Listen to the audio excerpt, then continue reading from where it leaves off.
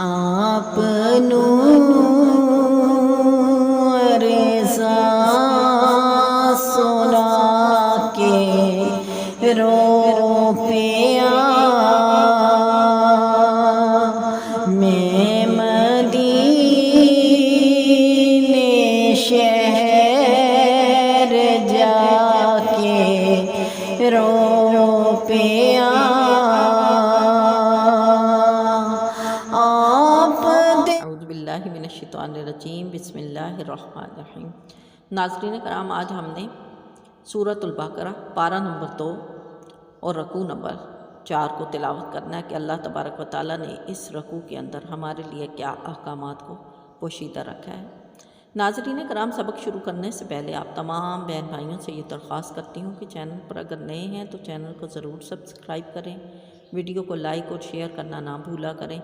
اور اللہ تبارک و تعالیٰ سے دعا کیا کریں کہ اس کام کو ہم تمام امت محمدی کے لیے صدقہ جاریہ بنا دیں، اور اس کے ساتھ ساتھ یہ بھی دعا کیا کریں کہ اللہ تبارک و تعالیٰ ہمیں صحیح معنوں میں قرآن پاک پڑھنے، سمجھنے اور عمل کرنے کی توفیق عطا فرمائے۔ آئیے بڑھتے ہیں اپنے سبق کی طرف۔ بسم اللہ الرحمن الرحیم۔ ان بے شک فی میں خلق بنائے جانے میں سماواتی آسمانوں کے، والارضی اور زمین کے، واختلافی اور بدلتے رہنا، لیلی رات کا، والنہاری دن میں،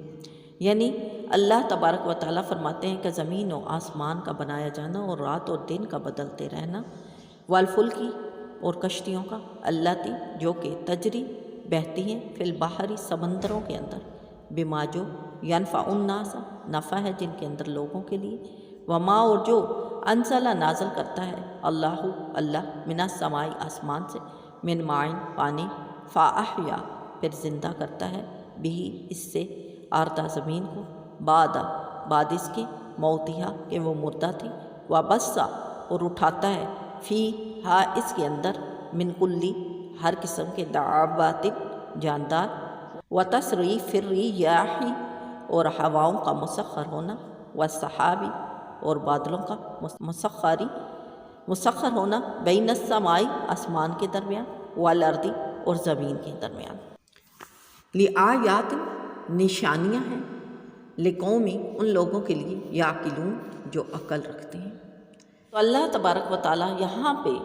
ایک تو یہ بتا رہے ہیں کہ بے شک آسمانوں اور زمین کا بنایا جانا اور رات اور دن کا بدلتے رہنا، کیونکہ رات جاتی ہے تو دن آتا ہے، دن جاتا ہے تو رات آتی ہے، اور جو کشتیاں چلتی ہیں سمندروں کے درمیان، ان تمام چیزوں میں انسانوں کے لیے نفع ہے، اور اس کے ساتھ ساتھ آسمانوں سے جو پانی آتا ہے بادلوں کی صورت میں، بارش کی صورت میں، وہ ہماری زمین کو زندہ کرتا ہے، جبکہ وہ ہماری زمین مردہ ہوتی ہے، اور اٹھایا جانا پھر اس کے بعد تمام جانداروں کا، اور ہواؤں کا مسخر کیے جانا اور بادلوں کا مسخر کیے جانا، یعنی ٹھہرا رہنا زمین و آسمان کے درمیان کہ وہ پانی کے بھرے ہوتے ہیں، اور منوں بھر پانی بھر کے آسمان اور زمین کے درمیان بغیر کسی سہارے کے ان کا کھڑا رہنا۔ ساتھ اللہ تبارک و تعالیٰ فرماتے ہیں کہ یہ تمام آیات ان لوگوں کے لیے ہیں جو عقل رکھتے ہیں۔ تو سب سے پہلے ہم اس کے بارے میں روشنی ڈالتے ہیں کہ یہ آیت کس موقع پر نازل ہوئی۔ یہ آیت کعبہ معظمہ کے گرد مشرکین کے 360 بت ہونے کی وجہ سے نازل ہوئی، جنہیں وہ معبود اعتقاد کرتے تھے۔ انہیں یہ سن کر بڑی حیرت ہوئی جب حضور پاک صلی اللہ تعالیٰ علیہ وآلہ وسلم نے ان کافروں کو یہ حکم دیا کہ اللہ ہی ہے جو تمام عبادتوں کے لائق ہے، کیونکہ ہم پچھلے سبق میں یہ اوپر آیت پڑھ چکے ہیں، وَإِلَٰهُكُمْ إِلَٰهٌ وَاحِدٌ، کہ اللہ ہی تمہارا معبود حق ہے۔ تو جب ان لوگوں نے یہ بات سنی کہ صرف اللہ ہی عبادت کے لائق ہے، تو انہیں اس بات پر بہت زیادہ تعجب ہوا، اور انہوں نے اللہ تبارک و تعالیٰ کے تمام وحدانیت کے بارے میں حضور پاک صلی اللہ تعالیٰ علیہ وآلہ وسلم سے صفائی مانگی، اور ان سے پوچھا کہ ہمیں بتایا جائے کہ کیسے اللہ واحد ہے۔ تو اللہ تبارک و تعالیٰ نے اپنی تمام صفات اس آیت میں گنوائی اور انہیں بتایا کے درمیان کوئی ستون نہیں ہے، اور دوسرا اس کے بعد یہ کہ اللہ تبارک و تعالیٰ نے اس کو بغیر کسی علاقہ کے تمام دنیا میں برابر رکھا ہوا ہے، یعنی آپ دیکھیں اگر تو آپ اس بات کو بخوبی غور کر سکتے ہیں کہ آسمان صرف ہمارے ہاں نظر نہیں آتا، نہ ہی ہمارے صرف پاکستان میں نظر آتا ہے، آپ انڈیا، کویت، کسی بھی دنیا کے کسی بھی خطے میں چلے جائیں آسمان آپ کو ویسا ہی نظر آئے گا، لیکن آج تک کسی نے آسمان کا کوئی ستون نہیں دیکھا۔ ہماری چھت کی اگر مثال لی جائے تو ہمارے گھر کی ایک چھت ایک ستون کے بغیر نہیں قائم رہ سکتی، بلکہ ہمیں چاروں دیواروں کے بعد چھت ڈالنی ہوتی ہے۔ لیکن اللہ تبارک و تعالیٰ کی کرم نوازی، اللہ تبارک و تعالیٰ کی کبریائی کہ اس نے بغیر ستونوں سے اتنا بڑا آسمان قائم کیا کہ تمام دنیا کے ہر خطے میں برابر دکھائی دیتا ہے۔ اور پھر ایک آسمان کے اوپر صرف آسمان نہیں، پھر اس آسمان کو سجایا گیا ستاروں سے، سیاروں سے، اور پھر اس کے اوپر بہت سارے چیزیں بنائیں۔ پھر اللہ تبارک و تعالیٰ نے آفتاب کو بنایا جو ہمیں روشنیاں دیتا ہے، پھر ہمیں ماہتاب کو دیا یعنی چاند کو ہمیں دیا کہ جو ہماری راتوں کو روشن کرتا ہے۔ پھر اس کے بعد اللہ تبارک و تعالیٰ نے شب و روز کا آنا جانا اس میں رکھا، کبھی دن آتا ہے کبھی رات جاتی ہے، پھر اس کے درمیان اللہ تبارک و تعالیٰ دنوں کو گھٹاتا ہے، پھر کشتیوں کا چلنا اور ان کا مسخر ہونا۔ کشتیاں چلتی ہیں دریاؤں کے اندر تو نفع انسان لاتا ہے، ان کشتیوں میں منوں بھر وزن ہو پھر بھی یہ چلتی ہیں، خالی ہوں پھر بھی یہ چلتی ہیں، اور اس میں بہت سارے آدمیوں کا ان کے اوپر سوار ہو کر دریا کے عجائب کو دیکھنا اور تجارتوں اور ان سے بردباری کا کام لینا، اور بارش اور اس سے خشک و مردہ زمین ہو جانے کے بعد زمین کا سرسبز و شاداب کرنا اور تازہ زندگی عطا فرمانا، اور زمین کے انواع و اقسام کے جانوروں سے بھر دینا جن میں بے شمار عجائب و حکمت ہے جو اللہ کی وحدانیت کی گواہی دیتے ہیں۔ اسی طرح ہواؤں کا گردش کرنا، یعنی یہاں پہ ہم نے دیکھا کہ اللہ تبارک و تعالیٰ نے ہواؤں کی گردش کے بارے میں پھر بتا دیا کہ ہواؤں کا گردش کرنا آسمان و زمین کے درمیان اور ان کے خواص کے عجائبات، اور ابر کہ اتنا کثیر پانی آسمان کے درمیان لیے معلق رہتا ہے۔ یہ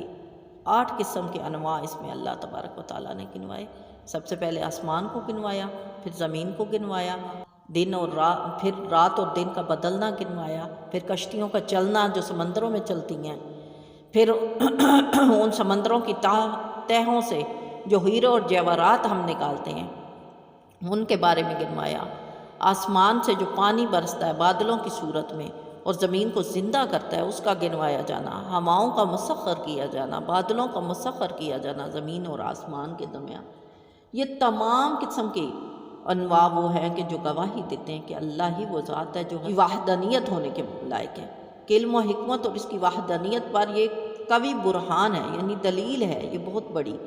اور ان کے وجود سے اجمالی بیان کے طور پر یہ لے لیں کہ یہ تمام باتیں امور ممکنہ ہیں، اور ان کا وجود بہت سے مختلف طریقوں سے ظاہر ہوتا ہے انسان پہ، مگر وہ مخصوص شان سے وجود میں آئے یہ دلالت کرتا ہے، یعنی اللہ کے سوا کوئی نہیں بنا سکتا۔ مختلف طریقوں سے مخصوص شان کو بیان کرتے ہیں اور دلالت کرتے ہیں اس بات پہ کہ اللہ ہی قادر ہے، حکیم ہے، اور اس کی معیشت کے خلاف کوئی کچھ نہیں کر سکتا، کسی کو دخل و اعتراض کی مجال نہیں۔ وہ معبود بالیقین واحد یکتا ہے، کیونکہ اگر اس کے ساتھ کوئی دوسرا معبود بھی فرض کیا جائے تو ان کی آپس میں ایک دوسرے سے اختلاف ہونا بھی ماننا پڑے گا۔ اب اگر 2 خدا ہوں تو ایک کہے گا دن آئے اور دوسرا کہے گا رات آئے، تو جب رات بھی اپنے وقت پہ آتی ہے دن بھی اپنے وقت پہ آتا ہے تو مطلب کوئی ایک واحد ذات ہے جو اس کو چلاتی ہے، اور یہ بہت بڑی دلیل ہے۔ اللہ تبارک و تعالیٰ نے ان کافروں کو یہ تمام دلیلیں دی جنہوں نے حضور پاک صلی اللہ تعالیٰ علیہ وآلہ وسلم سے اس کے بارے میں سوال کیا کہ اللہ کیسے واحد ہے۔ اب آگے ہم بڑھتے ہیں کہ اگلی آیت میں اللہ تبارک و تعالیٰ کیا فرماتے ہیں۔ وَمِنَ النَّاسِ، اور لوگوں میں سے میں جو یتخذ بناتے ہیں من دون اللہ، اللہ کے سوا، من دون اللہ، اللہ کے سوا، اندادن برابر والے یعنی شریک، یحبونہم، اور وہ ان سے محبت کرتے ہیں، کحب اللہ، جیسے کہ اللہ سے کی جانی چاہیے، یعنی وہ لوگ کافر لوگ جو بتوں کی پوجا کرتے ہیں اور اللہ کے برابر والے ٹھہراتے ہیں، والذین، اور پھر وہ لوگ آمنو جو ایمان والے ہیں، اشدو، بہت زیادہ شدید ہے، حباً، ان کی محبت، للہ، اللہ سے، یعنی ایک تو وہ لوگ ہیں جو اللہ کے علاوہ ان لوگوں سے، ان بتوں سے محبت کرتے ہیں، اور ایک ایمان والے ہیں جو اللہ سے محبت کرتے ہیں، تو ظاہر ہے ایمان والوں کی محبت ان بتوں کی محبت سے زیادہ شدید ہے۔ اور وہ جو بتوں کی محبت کرتے ہیں ان کے بارے میں اللہ تبارک و تعالیٰ فرماتے ہیں وَلَوْ، جب یرا دیکھیں گے الذین، وہ لوگ ظالمون جنہوں نے ظلم کیا، ولو اور اگر یرا دیکھیں گے الذین وہ لوگ ظالموا جنہوں نے ظلم کیا ہے، جب یرون ڈالے جائیں گے، دکھایا جائے گا یعنی ان لوگوں کو عذاب یعنی ان لوگوں کے بارے میں اللہ تبارک و تعالیٰ فرماتے ہیں کہ جو ظالم ہیں جب ان کو عذاب دکھایا جائے گا اور وہ اس بات کو جان لیں گے کہ ان القوت کہ ساری کی ساری قوت للہ اللہ ہی کے لیے ہے، جمیعاً سب کے سب، اور انہیں اس بات کا شدید طرح سے پتہ چل جائے گا کہ اب تو ساری کی ساری قوت اللہ کے لیے ہے، وَأَنَّ اللَّهَ اور بے شک اللہ شدید العذاب سخت عذاب دینے والا ہے۔ یعنی کافر جب وہ دیکھیں گے اس بات کے اوپر، یعنی کافروں کو اللہ تبارک و تعالیٰ جب عذاب دکھائیں گے تو انہیں اس بات کا بخوبی علم ہو جائے گا کہ ساری کی ساری قوت تو اللہ کے لیے ہے اور وہ زبردست عذاب دینے والا ہے۔ تو اب ان کا حال یہ ہوگا کہ اس جب تبرع وہ بیزاری کا اظہار کریں گے الذین ان لوگوں سے نتبعوا جو ان کی پیروی کرتے تھے، من الذین ان لوگوں سے نتبعوا جو پیروی کرتے تھے، وراء العذاب کہ وہ عذاب میں ہیں، وتقطعت اور کٹ جائیں گے ان کے بہم الاسباب اپسی اسباب، یعنی وہ لوگ جو جن کی پیروی کرتے ہیں جب ان لوگوں کو دیکھیں گے کہ وہ تو خود عذاب میں ہیں تو اس وقت ان کے سارے تعلقات اور اسباب آپس میں کٹ چکے ہوں گے۔ وقالا اور وہ لوگ کہیں گے، وقالا اور کہیں گے الذین وہ لوگ نتبعوا جو پیروی کرتے تھے، یعنی جنہوں نے ان جھوٹے لوگوں کی پیروی کی تھی، جب وہ دیکھیں گے تو کیا کہیں گے لو کاش نہ ہوتا لنا ہمارے لیے کرتن آج کوئی موقع لوٹ جانے کا، فانا تبرا تو ہم بھی بیزاری کا اظہار کرتے منہم ان لوگوں سے، کما جیسا کہ تبرعوا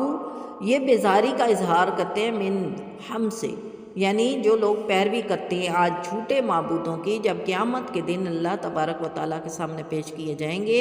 اور دیکھیں گے کہ وہ جن کی پیروی کرتے تھے وہ ان سے بیزاری کا اظہار کر رہے ہیں اور اس وقت وہ خود عذاب میں ہیں اور ان کے آپسی تعلقات کٹ چکے ہیں، تو وہ اس وقت کہیں گے کہ کاش آج ہمارے پاس وہ موقع ہوتا کہ ہم ایک بار پھر دنیا میں لوٹ کے جاتے اور ان سے بھی ایسی ہی بیزاری کا اظہار کرتے۔ لیکن اللہ تبارک و تعالیٰ فرماتا ہے کذالک اسی طرح یریہم اللہ دکھائے گا انہیں اللہ تبارک و تعالیٰ اعمالہم ان کے اعمال حسرات کہ وہ حسرت کریں علیہم ان پر، یعنی اللہ تبارک و تعالیٰ ان کے سامنے جنت کو پیش کیا جائے گا۔ روایات میں آتا ہے کہ جو کافر ہوں گے ان کو جنت دکھائی جائے گی اور جنت کی تمام نعمتیں انہیں دکھائی جائیں گی کہ اگر تم اللہ تبارک و تعالیٰ پر ایمان لاتے تو آج تم اس جنت کے اندر ہوتے اور یہ ساری نعمتیں تمہاری ہوتی، لیکن اس کے ساتھ ہی ان کو دکھانے کے بعد اللہ تبارک و تعالیٰ وہ تمام عہدے، وہ تمام منصب، وہ تمام محلات جنت کی، وہ تمام نعمتیں مومنوں کو دے دے گا، تو وہ لوگ اپنے اعمال کو حسرت کے ساتھ دیکھیں گے۔ اللہ تبارک و تعالیٰ ان کے سامنے ان کے اعمال کو سامنے کر دے گا اور وہ حسرت کریں گے کہ آج کوئی راستہ ہوتا، وما ہم تو نہیں ہے ان کے پاس بخارجین نکلنے کا من الناری آگ سے نکلنے کا کوئی راستہ، تو اللہ تبارک و تعالیٰ ان کے لیے تمام راستے بند کر دے گا۔ آگے اللہ تبارک و تعالیٰ ان اعمال کے بارے میں فرماتا ہے کہ اے انسان تو سمجھدار ہو جا۔ اب آئیے جائزہ لیتے ہیں اس سبق کا کہ آج ہم نے کیا پڑھا۔ سب سے پہلے آج ہم نے ان آیات کے اندر اللہ تبارک و تعالیٰ کی قوی دلیلوں کے بارے میں پڑھا کہ اللہ تبارک و تعالیٰ ہی وہ ذات ہے جو آسمانوں کو بنانے والا ہے، رات اور دن کو بدلنے والا ہے اور کشتیوں کو چلانے والا ہے سمندروں کے درمیان، اور یہ کشتیاں چلتی ہیں اور سمندروں کے درمیان سے ہمارے لیے بہت سارا بوجھ نکال کے لاتی ہیں مچھلیوں کی صورت میں۔ پھر وہ دریا اللہ تبارک و تعالیٰ نے بتائے کہ جن کے اندر پانی آسمان سے آتا ہے تو وہ ہماری زمینوں کو سیراب کرتے ہیں۔ اس سے پہلے کہ ہماری زمینیں بالکل جاندار نہ تھیں، مردہ تھیں، اور پھر اس مردہ زمین میں جب آسمان سے اللہ تبارک و تعالیٰ نے پانی برسایا تو اس نے ہمارے لیے بہت سارے جانداروں کو پیدا کیا۔ ان میں جاندار درخت پھل پیڑ آتے ہیں جن کا ہم پھل کھاتے ہیں، پھر جانور جو ہم جن کے اوپر سواری کرتے ہیں، کچھ کام گوشت کھاتے ہیں، کچھ کام دودھ پیتے ہیں، پھر آسمان و زمین کے درمیان جو کشتیاں چلتی ہیں، جو ہوائیں گردش کرتی ہیں، کبھی ٹھنڈی ہوائیں چلتی ہیں تو ہم سردی محسوس کرتے ہیں، کبھی گرم ہوائیں چلتی ہیں تو ہم گرمی محسوس کرتے ہیں، پھر بادلوں کو مسخر کیا جانا اس صورت میں کہ وہ منو بھر پانی بھی اپنے اندر رکھتے ہیں، اور آسمان اور زمین کا معلق رہنا تمام دنیا کے اندر، تو اللہ تعالیٰ کہتا ہے یہ ایسی نشانیاں ہیں جو صرف عقل والوں کو دکھائی دیتی ہیں۔ اللہ تبارک و تعالیٰ فرماتے ہیں یہ ایسی نشانیاں جو صرف عقل والوں کو دکھائی دیتی ہیں، بے وقوف ان باتوں کو نہیں جانتے۔ اور پھر اللہ تبارک و تعالیٰ فرماتے ہیں کہ ان لوگوں میں سے کچھ ایسے بھی ہیں کہ اللہ تبارک و تعالیٰ کے برابر والے بناتے ہیں اور ان سے ایسے محبت کرتے ہیں جیسے کہ اللہ سے محبت کی جانی چاہیے۔ اور اس کے برعکس ایسے لوگ ایمان والے بھی ہیں کہ جو اللہ سے بہت زیادہ محبت کرتے ہیں اور ان کی محبت سچی ہے، اور ان جھوٹے معبودوں کے بنسبت ان کی محبت جو ہے وہ بالکل ٹھیک ہے۔ تو جب وہ دیکھیں گے جنہوں نے ظلم کیا اپنے آپ کو عذاب میں، اور اس وقت ان کو یہ سمجھ آئے گا کہ ساری کی ساری قوت تو اللہ کے لیے اور وہ زبردست عذاب دینے والا ہے،